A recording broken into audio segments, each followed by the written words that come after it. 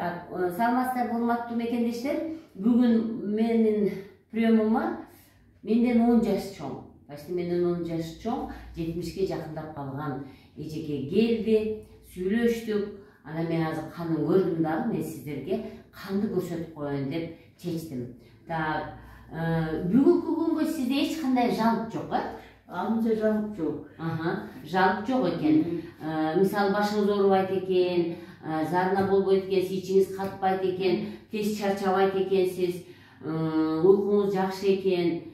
Болгону гана кичине бир аз женский жактан бир аз өзгөрүү бар дептир, бирок сиз аны барып текшерип, анан кайра алып кичинергенден сиз алар операция кылабыз, тияка бар, онкологка бар, гинекологка бар дептир, бирок сиз ага макул болбой коюпсуз, Алар айтпай туруп эле. Алар айтпай туруп эле, сиз өзүңүз макул болбой коюпсуз. Биз азыр эжеке экөө сүйлөштүк, айтты, мурун көп олтурган, болгону гана бир аз кичине гана азыр сизде ашыкча кандай вес бар экен, а мурун мындан да көп болгон экен, Ооба. Азыр болсо эми кичине бир аз түшүптүр, бирок 15 кг түшүпсүз, 15 кг канча убакытта түштүңүз? Эми ошо жана пандемиядан ошодон бери түшүп.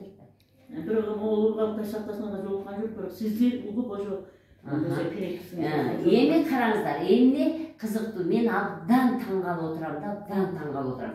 Мен 3 кан алам да, келгенде адамдан 3 тамчы кан алам. Анан 3 тамчыда тең, мына көрсөткөлө, 3 тамчыда тең, но эритроциттер 70ке чыккан адам 3 тамчыда тең абдан сонун. Мына нормасы, мына кетепти көрсөткөлө. Норма мындай болот. Эми эжекенин көрсөткөлө. Мына мен азыр жылдырайын муну. Мынакей. Жылдырайын. Дагы жылдырайын. Мен абдан таң калып отурам. Эжеке канын аябай тазалаганда, абдан тазалаган. Анча-мынча эле бирден гана паразит көрдүм. Эми анча-мынча грипки бар. Анан анча-мынча бактериялар. Бирок эритроциттин өзүн караңыздар, кандай, мына бир эле штук, мына могу жерден бир эле штук, мына паразитти көрүп калдым, мына. Ата кандын тазалыгын карагыла. Мен вообще таң калдым. Эми азыр биз эжекеден кантип бул эжеке буга көңүл бурбагыла, бул деген ошо препаратка воздух түшүп калат. Эми анча-мынча туздары бар албетте, бирок 70ке чыккан адамдын канынын мындай таза болушу, бул абдан таң калыштуу да. Азыр эжеден сурайбыз, кантип өзүн жакшы кылып алды.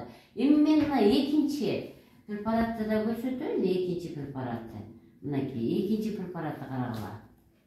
Экинчи препаратта деле эжекенин карагыла. Эчтеке жок, почти эчеге. Эми мен эмне деп диагноз коем эжеге? Бул гана кичине эски холецит менен панкреатит бар экен, мына карагыла. Мына бул жерде бир аз грипки бар экен, мына. Бирок бул деле узак-узакта бир чыгып атпайбы? Мен мына эритроциттердин ар биринин сонун болгонуна таң калып атам менчи. Мына карагыла. Эритроциттер бул вообще биринчи көрүү эле дайым таң калып жүрөм. Кандын абдан начар экенин карап, анан абдан кан начар экен деп жүрөм.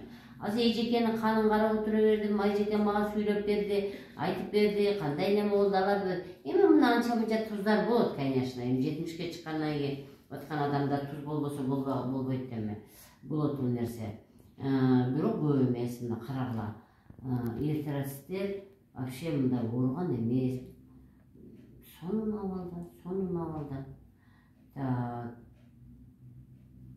Азыр эми биз бул секретин сурайбыз. Эмне үчүн ушундай болуп калды? Каны эмне үчүн тазаланып калды?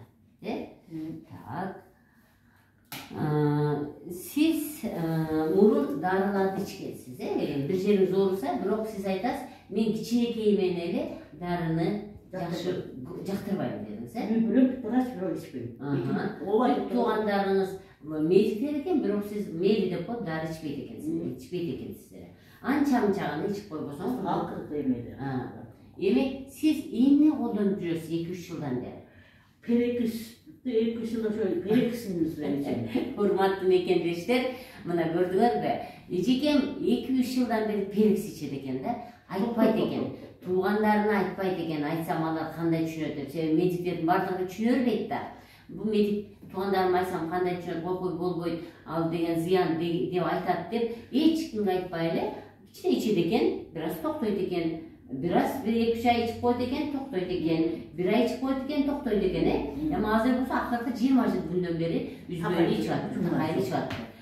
Эми мен абдан таң калдым да, чындыгында мынтип перекистен адам өзүнөн сурадым да, сиз эмнеден жакшы болдуңуз десем, жооп бериңиз. Ошо перекистен анан кийин эртең менен эме кылганда кордо деп коет, кыргыз алайска баратпен кордо деп койгон күрүч. Ошонун суусуна дейне кылам дагы күрүчтүн өзү баягы. Демек сиз суу алып кордодон.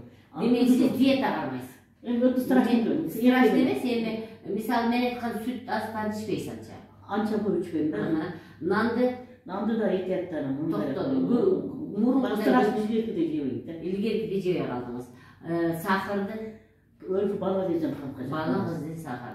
Сахар жеген адамдар действительно сладкая ешкалар болот да, грипписи көп болот да. Алардан канды тазалоо бир аз кыйын болуп калат. Бул эжекен, значит, чекине сахар жеген эмес, ошон үчүн ун менен сүт таза айтканда эле кан таза болуп чыга калды да. Анан негизги эмнени ичесиз? Көп эмне ичесиз? Эми ошо айтып атпайбы, жана крупа, эми крескеден. Жок, мен айткан перекис ичем деп элеңиз. Перекис ичип атам. Азыр эле токтот элекмин. Мен onu сизге жана кагылганым айтып атпайм. Эртең менен жана чесночный вода, мёдный вода деген да ичип койсун. Значит, чеснок, көрдүңөрбү? Чеснок, имбирь, имбирди ичпейм, мёду. Бола берет. Чеснок, имбирь, мёдный су, булардын баарын иче берсе болот. Бирок сиз өзүңүздү кайсыдан ушундай жакшы болдум деп ойлоп атасыз? Кандай жакшы болдум деп? Кайсы суюктуктан өзүңүз жакшы болдуңуз? Мен эми өзүмчө перекистен көрдүм. Сен батасын аркылуу чөчүк ичетиң да. Өз акчаны эметпеген үчүн эртең менен азыр деле кашык менен мынаны ичкенде мондой ичип ашказаны бир бала кылып койгон деп баары врач эмесмин, ичке аппараттын экен. Эметет, эми бир 3 күндөн, 2 күндөн эметет. Анан ошо толук сиздин кан тутат алайын деп. Сиз өзүңүздүн ушундай жакшы абалда жүрүшүңүздү сиз перекиске байланыштырасыз. Мен ошол айланам. Урматтуу мекендештер, мен айтайын дегеним, перекистен эч коркпоңуздар, перекисти иче бериңиздер. Перекисти ичкен адам больницага барбайт, перекисти ичкен адам аптеканы жалдырап тиктебейт, перекисти ичкен адам абдан сонун жеңил жүрөт экен. Мен силерге ден соолук каалаймын, саламат болуңуздар.